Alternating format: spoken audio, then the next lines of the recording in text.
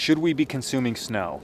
My answer is yes. I look at it no differently than collecting rainwater, but there's a couple things I wanted to just touch base with everybody to educate you around. Number one is that the majority, when you gather snow, the majority of it is air, around 90% of it. So there's going to be more work on your end. When you fill up your bush pot and you melt it down, you're only going to get about 10% of that whole bush pot if it's filled to the top at the beginning.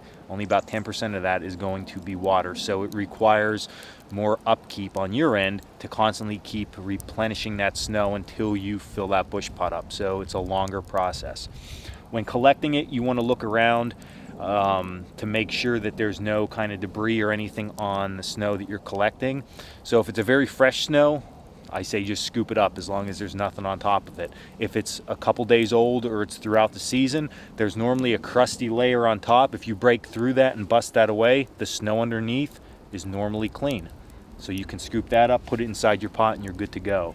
But I've done it numerous times. I've never had any issues with it. I think it's a very valuable thing to know, just because, especially in my area, the streams and natural springs dry up this time of the year. So it really either requires me be by a larger body of water that's not frozen, or breaking into ice around a pond or something like that. So it's easier for me to just gather snow.